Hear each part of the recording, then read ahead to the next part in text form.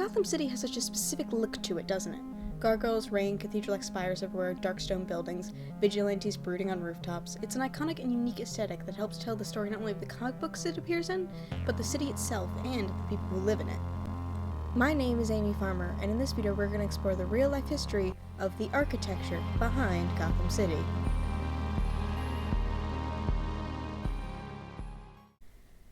Gotham City was once described by Batman writer and editor Dennis O'Neil as Manhattan below 14th Street at 3 a.m. November 28th in a cold year.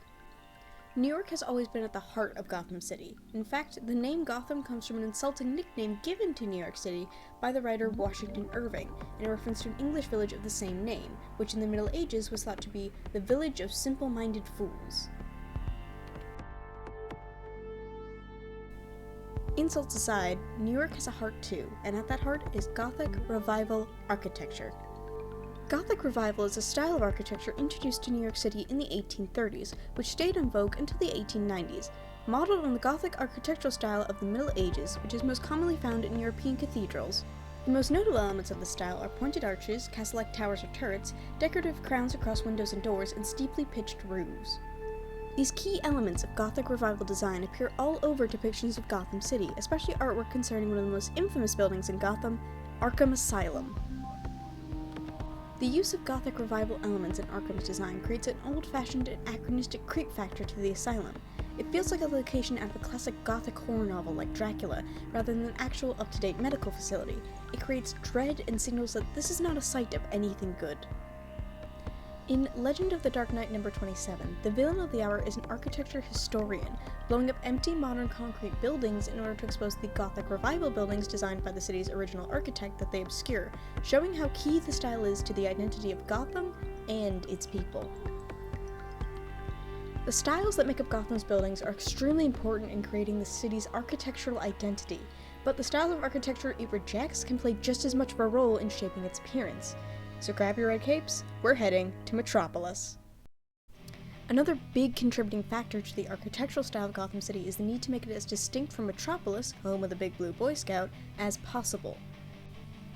Metropolis' style is heavily influenced by the Art Deco movement. As Dennis O'Neil puts it, Metropolis is Manhattan between 14th and 110th Street on the brightest, sunniest July day of the year. Art Deco is a style born in the 1920s and popularized in the 1930s. It is characterized by simple shapes and clean, straight lines, as seen here on Buffalo City Hall, and here in the Daily Planet building. This style of architecture emphasizes futuristic sleekness, long vertical lines exaggerating the height of buildings, and boxy outlines that divide each building from one another. Art Deco is the style of giants that play by the rules and stay neatly in their box. Sound familiar? Gotham's neo-Gothic architecture, meanwhile, prioritizes decoration and embellishments, with crowns and spires breaking up the outlines of many buildings. This creates a Gotham that feels busier and more crowded than Metropolis, as buildings take up more space when covered in spikes and decorative metalwork. The previously mentioned medieval flourishes of the Gothic Revival style also make Gotham feel older and more historically established than Metropolis, creating both a visual and narrative difference between the two. The irony of this being the heavy impact that Metropolis had on the architecture of Gotham. No, not that Metropolis. This Metropolis. The 1927 silent film Metropolis is famous for its unique and groundbreaking set design, partially inspired by director Fritz Lang's trip to New York in 1924. The movie's architecture is proto-brutalistic, harsh geometric shapes formed from concrete with few decorative elements. A style echoed in Frank Miller's bleak depiction of Gotham City in The Dark Knight Returns. Industrial and grim, this kind of architecture creates the feeling of a working city, with manufacturing and industry and life outside the superheroes. It also acts as a blank canvas, accentuating the fantastical aspects of the stories that occur within its walls. This is the one and only time you will ever hear me have anything nice to say about Frank Miller's art style.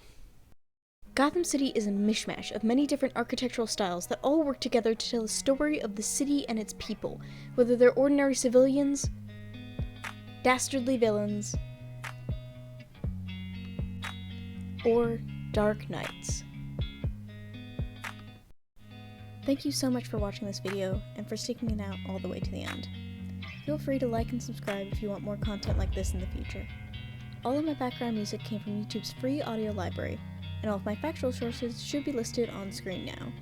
I would just like to say that I do not own the rights to any of the images used in this video, and a full list of image credits is available on my ePortfolio website. Any and all comic book characters and panels used are the exclusive property of Detective Comics Incorporated, which is owned by Warner Bros. Discovery. Please don't sue me. Have a good one, take care of yourself, and remember, be lovely to each other.